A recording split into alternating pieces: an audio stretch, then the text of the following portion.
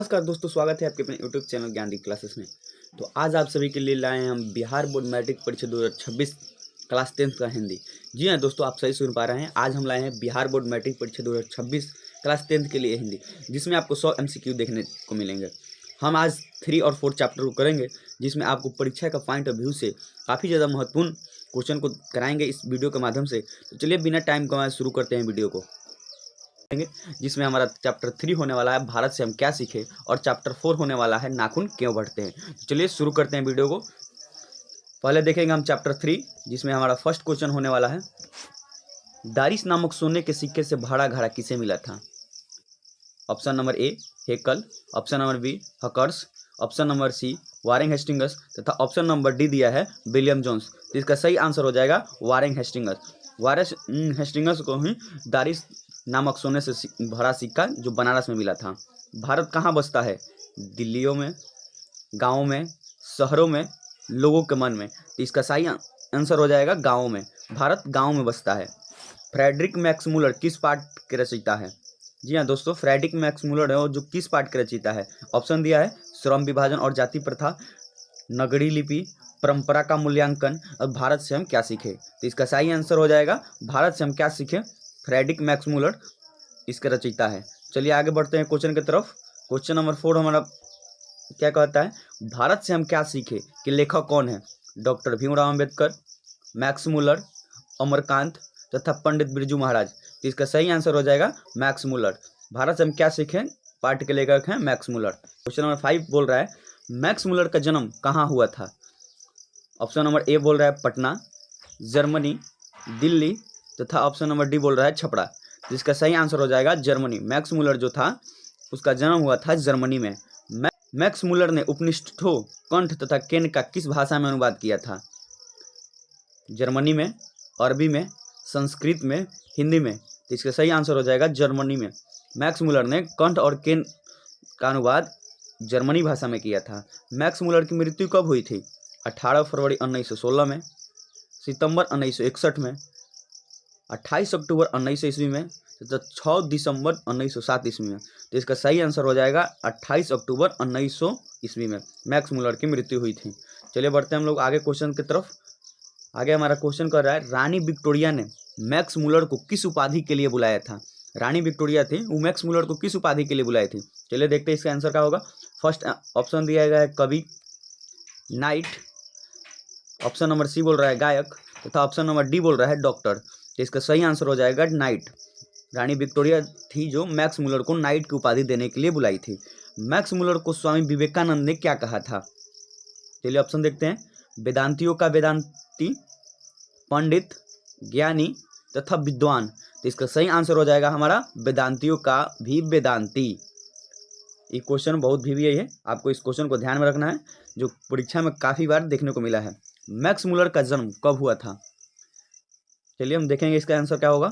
Option number ए बोल रहा है 1916 ईस्वी में, ऑप्शन नंबर बी बोल रहा है 1823 ईस्वी में, ऑप्शन नंबर सी बोल रहा है 1824 ईस्वी तथा ऑप्शन नंबर डी बोल रहा है 1919 ईस्वी में। तो हम जानेंगे इसका सही आंसर होगा 1823 ईस्वी में। मैक्स मुलर का जन्म कब हुआ था? 1823 ईस्वी में।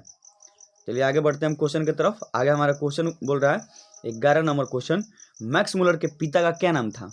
जी हाँ दोस्तों, मैक्स मुलर के पिता का क्या नाम था? फ्रेडरिक, डेविड, विल्हेल्म मुलर तथा फन विस मुलर। तो इसका सही आंसर होगा विल्हेल्म मुलर। मुलर जो थे मैक्स मुलर के पिता का नाम था। मैक्स मुलर ने सर्वविध संपदा और प्राकृतिक सौंदर्य से परिपूर्ण किस देश को माना था? चलिए ये भी क्वेश्चन एग्जाम में आपको इस बार देखने को मिल जाएगा, या सेंटअप एग्जाम या फाइनल एग्जाम में आपको एक शिफ्ट में होने ही वाला है। ये क्वेश्चन बहुत भी है ये दोस्तों। मैक्स मुलर ने सर्वविध संपदा और प्राकृतिक सौंदर्य से परिपूर्ण किस देश को माना है? जापान को, श्रीलंका को, भारत को तथा कनाडा को। तो इसका आंसर होगा जाएगा हमारा भारत को मैक्स मुलर ने सर्वविध और संपदा का देश बताया है। चलिए आगे देखते हैं क्वेश्चन 13 नंबर हमारा क्वेश्चन कर रहा है, मैक्स मुलर कौन सी भाषा के बाल्यकाल में ही निपुण होकर कविता लिखने लगे थे? जो मैक्स मुलर थे वो बचपन से ही कविता लिखने की उनके अंदर रुचि थी। तो इसका चलिए आंसर देखते हैं। फर्स्ट ऑप्शन दिया है संस्कृत, सेकेंड में दिया है लैटिन भाषा का, थर्ड दिया है अंग्रेजी तथा डी में दिया गया है अमेरिकन। तो इसका सही आंसर हो जाएगा लैटिन। मैक्स मुलर जो थे उनको बचपन से ही लैटिन भाषा में कविता लिखने में निपुण थे। चलिए आगे बढ़ते हैं। क्वेश्चन नंबर 14 क्या बोल रहा है हमारा? क्वेश्चन नंबर 14 देखते हैं। मैक्स मुलर ने संस्कृत भाषा का अध्ययन कौन सा विश्वविद्यालय में प्रारंभ किया था? लिपजिंग विश्वविद्यालय, कैम्ब्रिज विश्वविद्यालय, लंदन विश्वविद्यालय तथा ऑक्सफोर्ड विश्वविद्यालय। तो इसका सही आंसर हो जाएगा लिपजिंग विश्वविद्यालय में मैक्स मुलर ने संस्कृत भाषा का अध्ययन किए थे। इसको ध्यान रखिएगा, लिपजिंग विश्वविद्यालय। मैक्स मुलर ने हितोपदेश का अनुवाद कौन सी भाषा में कराया था? ऑप्शन देखते हैं इसका।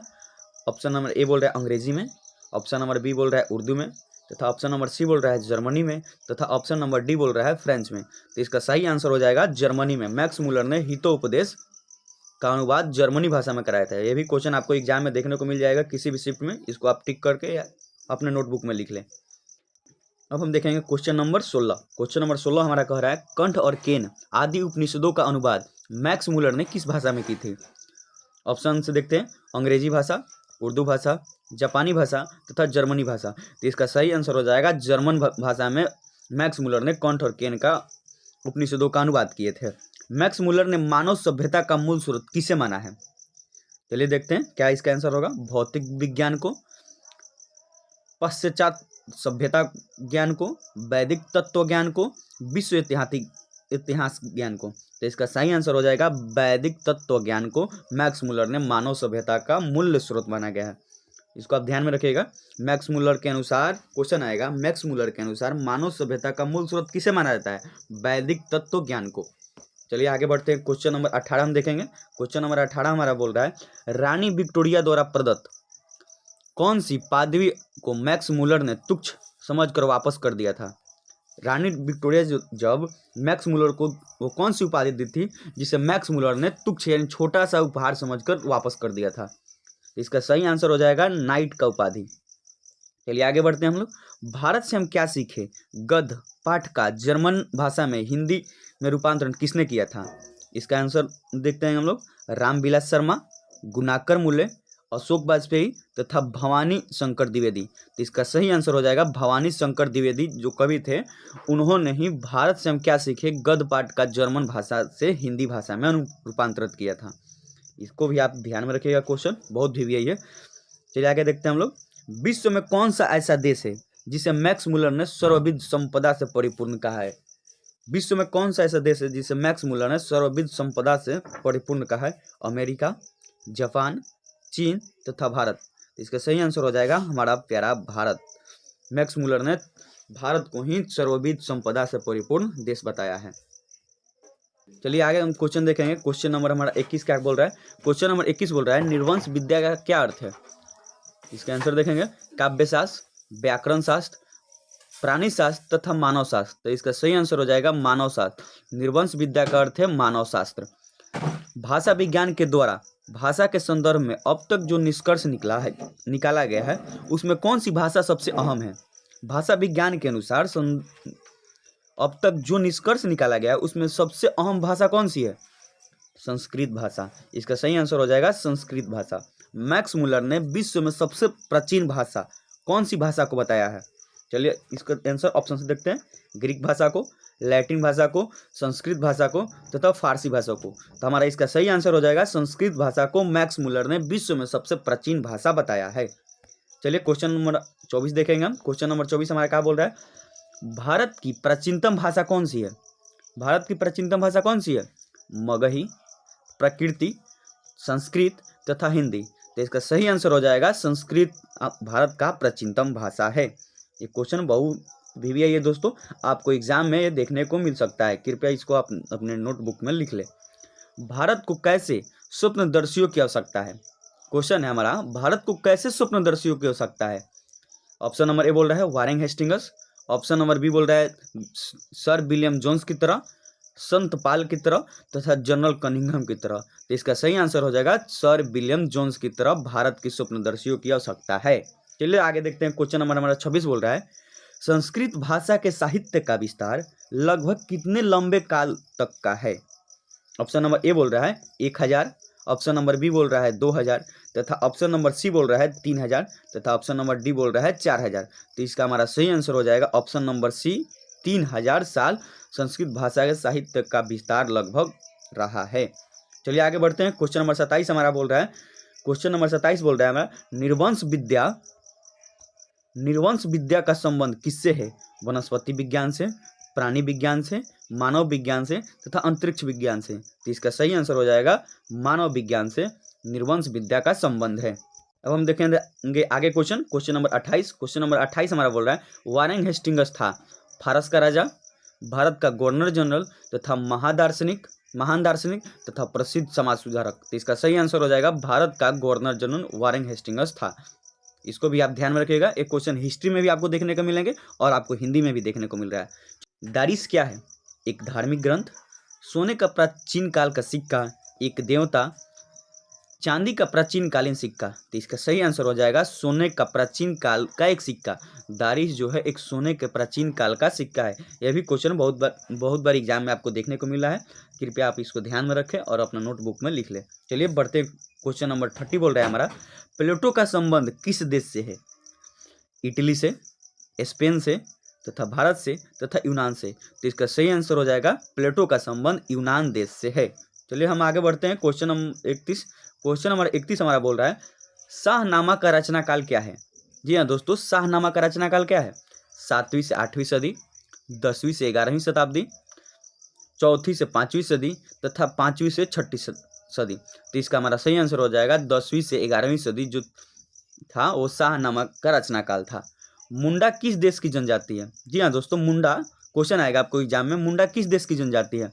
मंगोल जनजाति, चीन की जनजाति तथा मुल्तान की जनजाति तथा भारत की जनजाति। तो इसका सही आंसर हो जाएगा भारत देश की एक जनजाति है मुंडा, इसी के लिए हमारे इंडिया में मुंडा विद्रोह हुआ था। चलिए आगे बढ़ते हैं। क्वेश्चन नंबर 33 हमारा बोल रहा है, संस्कृत का अग्नि शब्द लैटिन में किस रूप में मिलता है? संस्कृत का जो अग्नि शब्द है उस लैटिन भाषा के किस रूप में मिलता है? इंगस में, आइंगस में, इंगस में, ओ इंगस में। तो हमारा सही आंसर हो जाएगा इंगस में। संस्कृत का जो अग्नि भाषा है वो लैटिन भाषा में इंगस के रूप में मिलता है। चलिए आगे बढ़ते हैं। क्वेश्चन, सर विलियम जोन्स ने भारत की यात्रा कब की थी? तो इसका सही आंसर हो जाएगा ऑप्शन नंबर डी, 1783 ईस्वी में। क्वेश्चन आएगा एग्जाम में, सर विलियम जोन्स ने भारत की यात्रा कब की थी? 1783 ईस्वी में। चलिए आगे देखते हैं। क्वेश्चन नंबर 35 हमारा बोल रहा है, भारत से हम क्या सीखे पाठ में नए सिकंदर विशेषण किसके लिए प्रयुक्त हुआ है?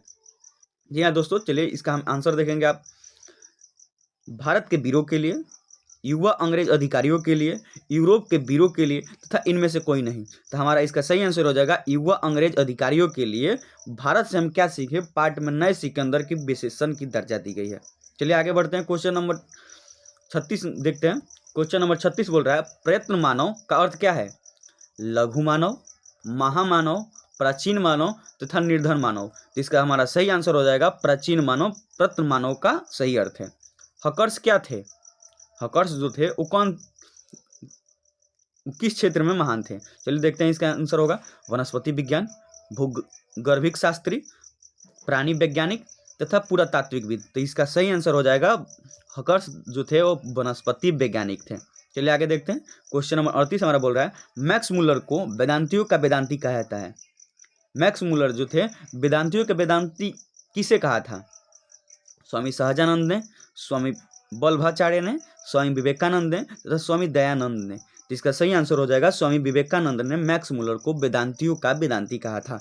चलिए हम बढ़ते हैं, क्वेश्चन आगे देखते हैं। चलिए क्वेश्चन हमारा 39 देखेंगे। 39 हमारा क्वेश्चन हमारा बोल रहा है, कालिदास द्वारा रचित मेघदूत पदानुदान किसने किया था? मेघदूत जो पुस्तक है उसका पदानुदान किसने किया था? रविन्द्रनाथ ठाकुर, स्वामी विट्ठलनाथ, कालिदास तथा मैक्स मुलर ने। तो इसका सही आंसर हो जाएगा मैक्स मुलर ने कालिदास द्वारा रचित मेघदूत का पदानुवाद यानी अनुवाद किए थे।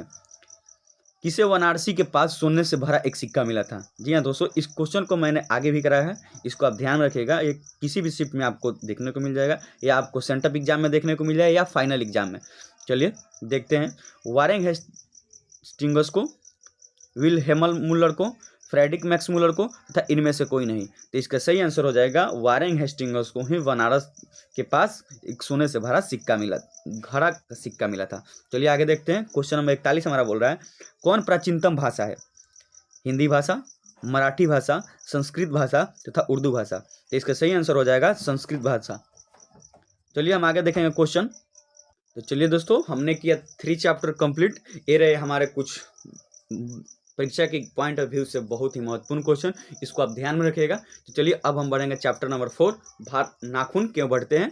तब तक के लिए जितने भी दोस्त हमारे चैनल को लाइक और सब्सक्राइब नहीं किए हैं, तब तक वो चैनल को लाइक और सब्सक्राइब करें। तो चलिए बढ़ते हैं आगे चैप्टर नंबर 4 की तरफ।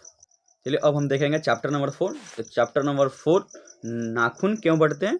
इसका फर्स्ट क्वेश्चन है, लेखक के अनुसार मनुष्य के नाखून किसके जीवन प्रतीत होते हैं। मनुष्यता के अनुसार, सभ्यता के अनुसार, पार्श्विक वृत्ति के अनुसार तथा सौंदर्य के अनुसार। तो इसका सही आंसर हो जाएगा पार्श्विक वृत्ति के अनुसार मनुष्य के जो नाखून है उसका जीवन प्रतीत होता है। हजारी प्रसाद द्विवेदी का जन्म कब हुआ था। 1907 ईस्वी में, 1906 ईस्वी में तथा 1905 में, 1904 में। तो इसका सही आंसर हो जाएगा 1907 ईस्वी में हजारी प्रसाद द्विवेदी का जन्म हुआ था। चलिए आगे बढ़ते हैं, क्वेश्चन नंबर 3 देखते हैं। क्वेश्चन नंबर 3 बोल रहा है हमारा, हजारी प्रसाद द्विवेदी किस निबंध का रचयिता है। नगरीय लिपि, नाखून क्यों बढ़ते हैं, परंपरा मूल्यांकन, शिक्षा और संस्कृति। तो इसका सही आंसर हो जाएगा नाखून क्यों बढ़ते हैं निबंध का रचयिता है हजारी प्रसाद द्विवेदी। क्वेश्चन आएगा एग्जाम में, नाखून क्यों बढ़ते हैं किस विद्या है, उसका भी आंसर हो जाएगा निबंध। निबंध विद्या है जो नाखून क्यों बढ़ते हैं। ऐसे ही हम आपको क्वेश्चन क्रिएट करना सिखाएंगे इस वीडियो के माध्यम से। तो चलिए देखते हैं आगे क्वेश्चन। आगे क्वेश्चन हमारा बोल रहा है, आचार्य हजारी प्रसाद द्विवेदी का जन्म कहाँ हुआ था। जी हाँ दोस्तों, क्वेश्चन बोल रहा है आचार्य हजारी प्रसाद का जन्म कहाँ हुआ था। उत्तर प्रदेश में, मध्य प्रदेश में, कर्नाटक तथा छत्तीसगढ़ में। तो हमारा इसका सही आंसर हो जाएगा उत्तर प्रदेश में हजारी प्रसाद द्विवेदी का जन्म हुआ था। चलिए आगे बढ़ते हैं क्वेश्चन की तरफ। आचार्य हजारी प्रसाद द्विवेदी की मृत्यु कब हुई थी। सन 1980 ईस्वी में, सन 1979 ईस्वी तथा सन 1950 ईस्वी, 1985 ईस्वी। तो इसका सही आंसर हो जाएगा हमारा सन 1989। इसका सही आंसर हो जाएगा हमारा सन 1979 ईस्वी में हजारी प्रसाद द्विवेदी का मृत्यु हुई थी। चलिए आगे बढ़ते हैं, नाखून क्यों बढ़ते हैं किस प्रकार का निबंध है। आई गया दोस्तों, ये है ललित निबंध। नाखून क्यों बढ़ते हैं किस प्रकार का निबंध है, ये ललित निबंध है। क्वेश्चन आएगा नाखून क्यों बढ़ते हैं किस पाठ की विद्या है, वो वहाँ आंसर होगा आपका निबंध। चलिए आगे बढ़ते हैं, क्वेश्चन नंबर 7 देखेंगे। क्वेश्चन नंबर हमारा 7 बोल रहा है, नाखून क्यों बढ़ते हैं गद्य कौन सी विद्या है। वैचारिक निबंध, शोधपरक निबंध, आलोचनात्मक निबंध तथा ललित निबंध। तो इसका हमारा सही आंसर हो जाएगा ललित निबंध। जो नाखून क्यों बढ़ते हैं गद्य की जो विद्या है वो ललित निबंध है। चलिए आगे देखते हैं, क्वेश्चन नंबर 8 देखेंगे। अनामदास का पोथा साहित्य किस विद्या की रचना है। जो अनामदास का पोथा है वो साहित्य के किस विद्या की रचना है।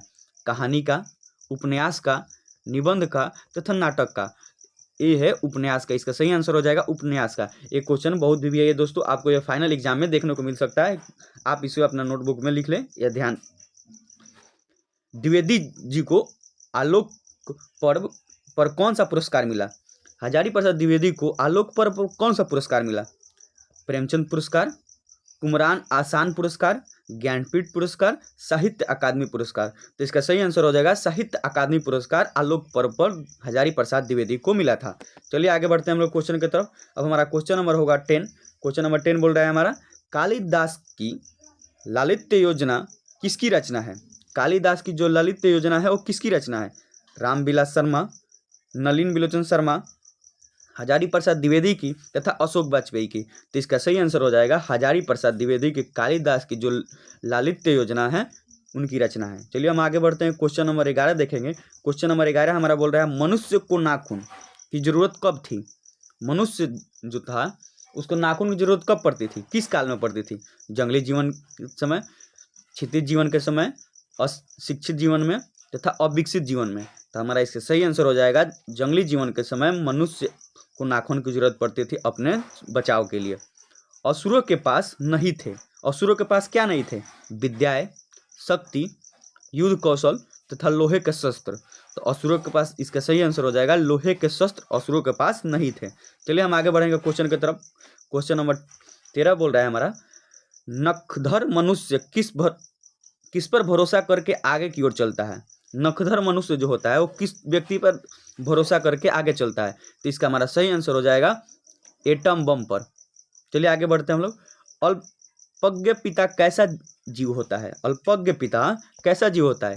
तो इसका सही आंसर हो जाएगा दयनीय आदमी। दयनीय आदमी होता है जो, वो अल्पज्ञ पिता की जैसे एक जीव होता है। चलिए आगे देखते हैं। दधीची की हड्डी से क्या बना था? इसका आंसर देखेंगे हम लोग। त्रिशूल, इंद्र का वज्र, तलवार तथा कुछ नहीं। तो इसका सही आंसर हो जाएगा इंद्र का वज्र। ये भी क्वेश्चन बहुत बार एग्जाम में देखने को मिल चुका है, आप इसे ध्यान में रखिएगा। दधीची की हड्डी से क्या बना था? इंद्र का वज्र। चलिए हम आगे बढ़ रहे हैं क्वेश्चन की तरफ। क्वेश्चन नंबर 16 हमारा बोल रहा है, कामसूत्र की रचना किसकी है? वात्स्ययन की, हजारी प्रसाद द्विवेदी की, गुणाकर मूल्य तथा भीमराव अम्बेडकर। तो इसका सही आंसर हो जाएगा वात्स्ययन। कामसूत्र की रचना किसने की है? वात्स्ययन। चलिए अब हम आगे देखेंगे क्वेश्चन। पहले के मनुष्य नाखून क्यों बढ़ाते थे? अपनी रक्षा के लिए, सुंदर लगने के लिए, क्रूप लगने के लिए, दूसरों की रक्षा करने के लिए। तो इसका सही आंसर हो जाएगा अपनी रक्षा के लिए। मनुष्य नाखून कब रखते थे? जंगली जीवन में। क्वेश्चन नंबर 18 हमारा बोल रहा है, अंग्रेजी भाषा के पत्र इंडिपेंडेंस की घोषणा कब हुई थी? ये तो सभी को याद है, 15 अगस्त को। चलिए आगे बढ़ते हैं। क्वेश्चन नंबर 19 देखते हैं। क्वेश्चन नंबर 19 हमारा बोल रहा है, अपने ही अधीन रहना को अंग्रेजी में क्या बोलते हैं?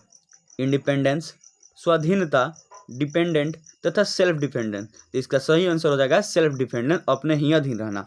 देवताओं के राजा का वज्र कौन सी मुनि की हड्डी से बना था? इसका क्वेश्चन ऊपर भी हम लोग देखें, दधीची मुनि की हड्डी से देवताओं का वज्र जो था वो बना था। कल्पलता किसकी रचना है? हजारी प्रसाद द्विवेदी, गुणाकर मूल्य, अशोक वाजपेयी, महात्मा गांधी। तो इसका सही आंसर हो जाएगा हजारी प्रसाद द्विवेदी का जो रचना है वो कल्पलता है।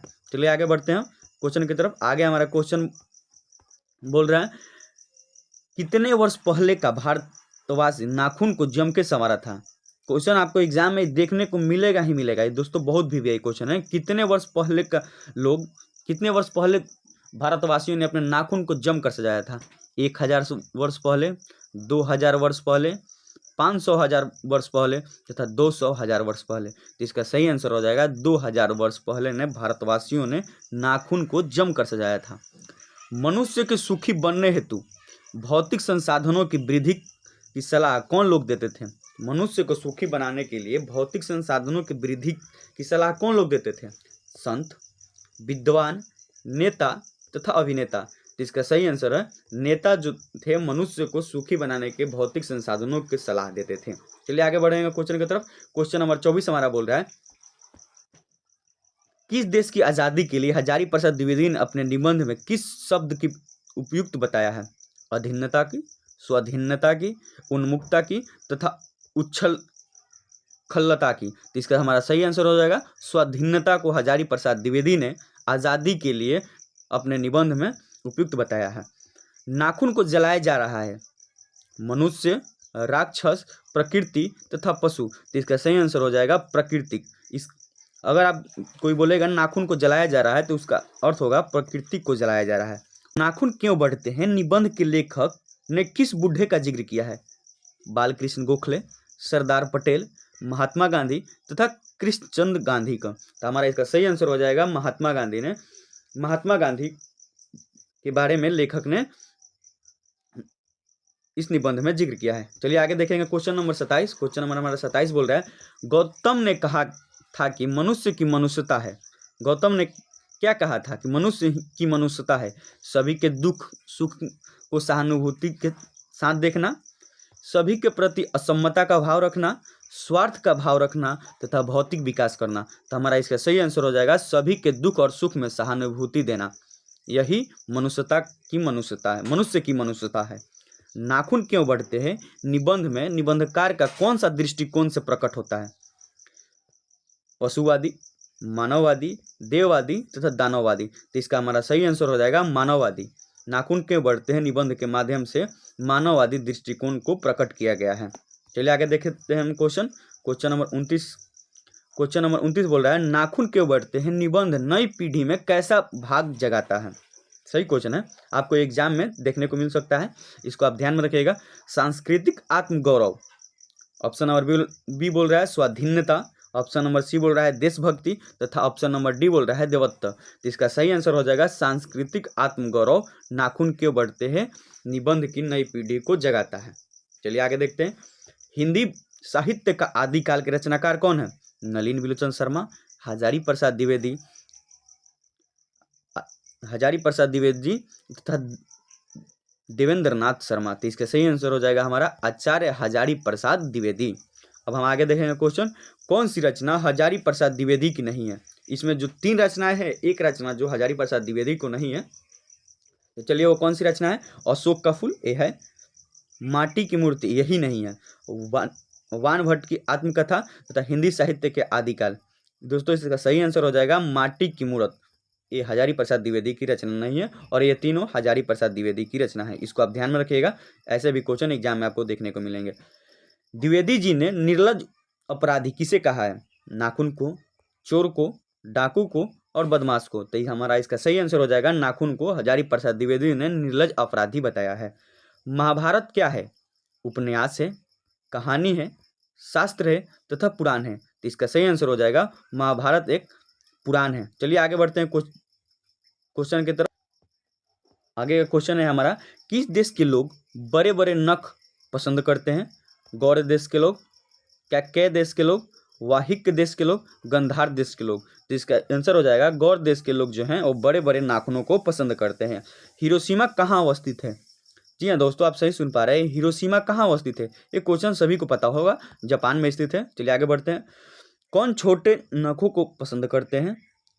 दक्षिणात्य, मालव तथा मध्य देशीय तथा पर्वत्य। तो इसका सही आंसर हो जाएगा दक्षिणात्य के जो लोग हैं वो छोटे नखों को रखना पसंद करते हैं। चलिए आगे बढ़ेंगे क्वेश्चन की तरफ। आगे हमारा क्वेश्चन बोल रहा है मनुष्य का आदर्श नहीं बन सकती शेर, बंदरिया, भालू, हाथी। तो इसका सही आंसर हो सकता है बंदरिया जो है मनुष्य का आदर्श कभी नहीं बन सकती। चलिए आगे देखेंगे क्वेश्चन, देवताओं का राजा किसे संबोधित किया जाता है? देवताओं के राजा के रूप में किसे संबोधित किया जाता है? महादेव को, विष्णु को, इंद्र को तथा ब्रह्मा को। तो इसका हमारा सही आंसर हो जाएगा इंद्र को देवताओं के राजा के रूप में समर्पित किया जाता है। चलिए आगे हम क्वेश्चन देखेंगे। क्वेश्चन नंबर 39 हमारा बोल रहा है नख किसका प्रतीक करता है? मानवता को, पशुता को, ए और बी दोनों तथा इनमें से कोई नहीं। तो हमारा इसका सही आंसर हो जाएगा पशुता को नख प्रदर्शित करता है। पृथ्वीराज रासो किसका संपादन है? हजारी प्रसाद द्विवेदी का, मैक्स मूलर का, सुमित्रानंद पंत का तथा नलिन विलोचन शर्मा का। तो इसका हमारा सही आंसर हो जाएगा हजारी प्रसाद द्विवेदी का जो है पृथ्वीराज रासो का संपादन किए थे। अशोक के फूल किसकी रचना है? दिनकर की, सुमित्रानंद पंत की, हजारी प्रसाद द्विवेदी की तथा गुणाकर मूल्य की। तो अशोक के जो फूल है वो सुमित्रानंद पंत की रचना है। तो ये रहे हमारे सेकंड चैप्टर नाखून क्यों बढ़ते हैं का प्रमुख VVI क्वेश्चन। तो ये रहे हमारे 3 और 4 चैप्टर का टॉप 100 MCQ। तो ऐसे ही क्वेश्चनों को देख पाने के लिए हमारे चैनल को लाइक और सब्सक्राइब करें। धन्यवाद। अगर आपको वीडियो अच्छी लगे तो अपना राय कमेंट में ज़रूर दें।